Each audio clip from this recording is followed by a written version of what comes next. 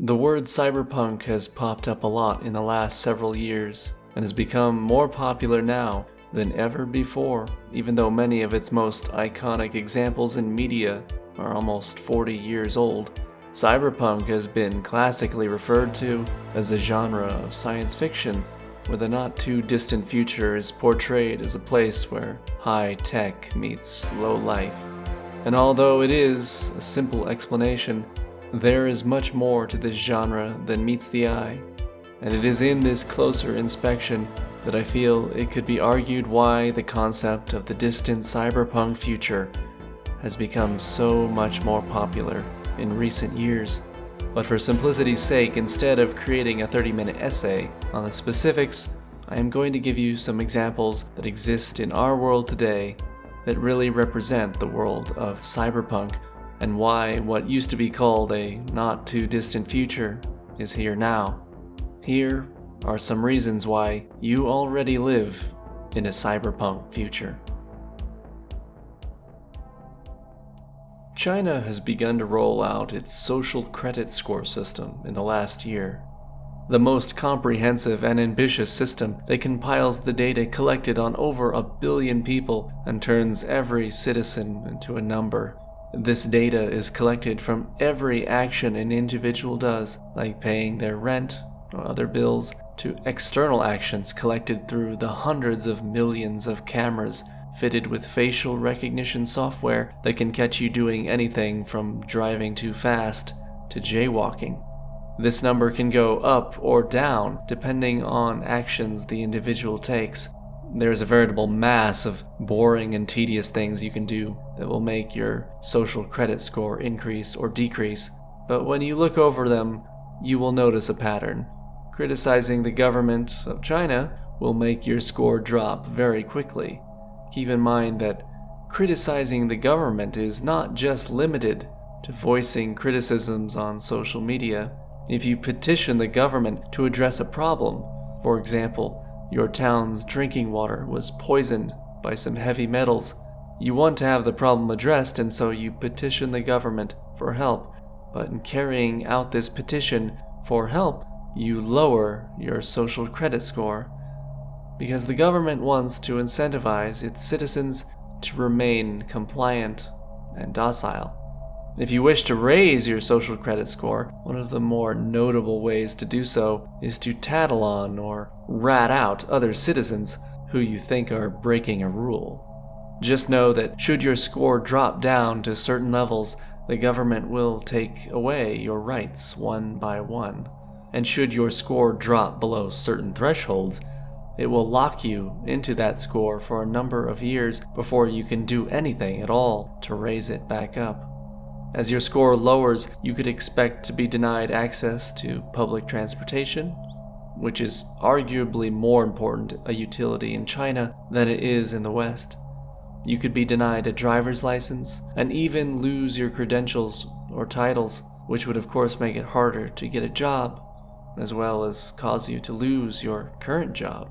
It is also important to keep in mind that this credit score of yours can be raised or lowered at the government's discretion for any reason, and if you commit anything that can be labeled as a crime, you immediately drop into the lowest social credit category.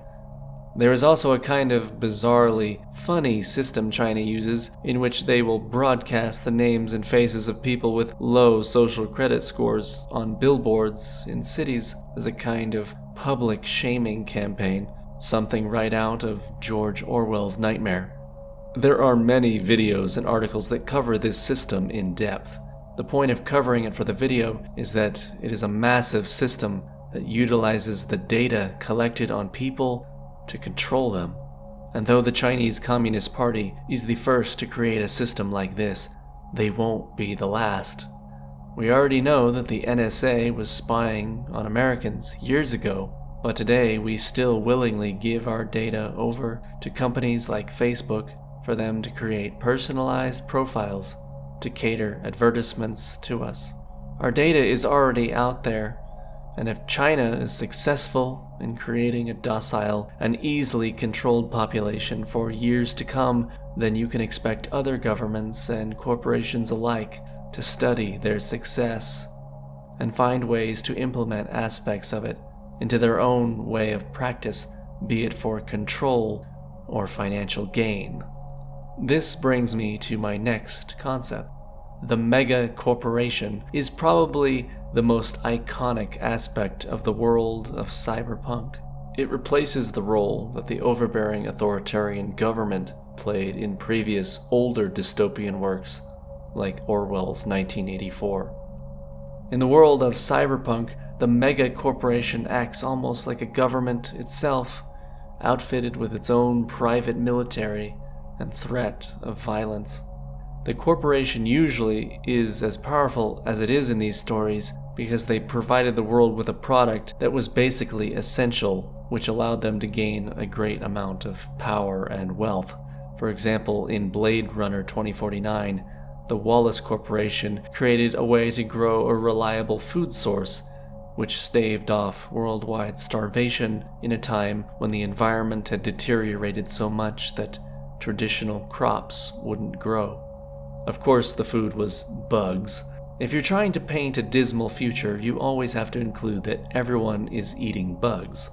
Thankfully, a company has not needed to save our society from collapse just yet, but the time of the mega corporations is coming, if not already here.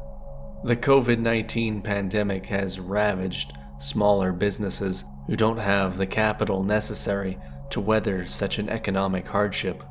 In 2020, almost 60% of small businesses were worried that they might have to permanently close their doors. Meanwhile, Amazon has been able to take advantage of the pandemic and reach record-breaking profits. The list of things Amazon owns is quite intimidating already. Everything from Twitch TV, grocery stores, online shopping, and entertainment, though Disney is usually the mega corporation that owns the creative industries. Amazon even has a $10 billion contract with the NSA. And yet, as many people begin to pay attention to how large and extremely powerful this company has become, especially with all the media attention surrounding the poor working conditions and the CEO blasting himself into space, we still deem the company's service to be indispensable. This concept was predicted by Aldous Huxley, author of Brave New World, back in the 1930s, as he believed that it would not be the raw military might of a nation that would create a dystopian future, but that the citizens would invite it upon themselves due to conveniences and amenities that would be afforded to them for giving up their freedoms. To put it bluntly, the people would trade freedom for cool stuff. People often ask what the difference is between surveillance and what we do, and I think that the difference is extremely clear, which is that on Facebook, you have control over your information. The content that you share, you put there. You can take it down at any time.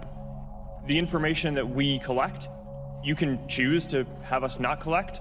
You could delete any of it, and of course you can leave Facebook if you want. I understand that there are many other iconic features of a cyberpunk world. Fancy prosthetic limbs, contact lenses that act as smartphones, slick leather outfits, and virtual romantic companions. I think all of those are very much possible, and maybe even guaranteed in the future. But I'm not going to discuss them in this video because although they are the fun and flashy part of the cyberpunk world, to me the core of the genre has always been about what it means to be human in a place where every aspect of human nature is commodified. And so this last example is very concrete, very recent, and quite possibly the most cyberpunk thing I've ever heard of.